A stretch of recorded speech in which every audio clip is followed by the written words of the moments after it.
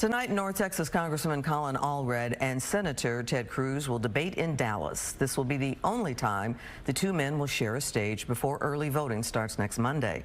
Fox 4 Stephen Dial live with a preview of the big night. Stephen.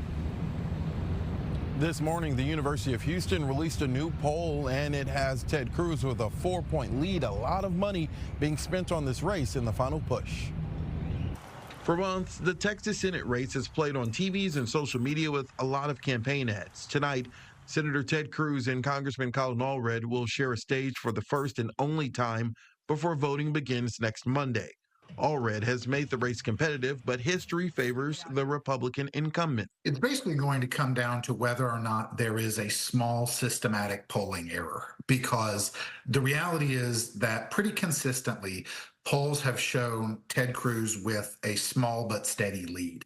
That's been true for months. And so he seems to have the advantage in the race right now. Allred did pull off a big victory 6 years ago, flipping a red congressional seat blue. But Democrats in Texas have not won statewide in about 30 years.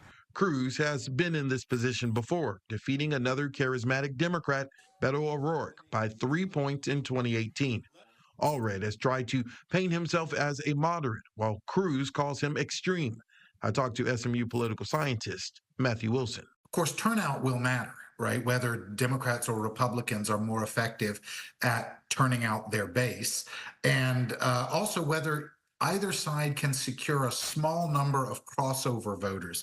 And they're both trying very hard to do that. I mean, both of them are really trumpeting their endorsements and support from people on the other side of the aisle. So in a race that's pretty close like this, driving your own base turnout and getting a small number of crossover voters can really make the difference in the outcome.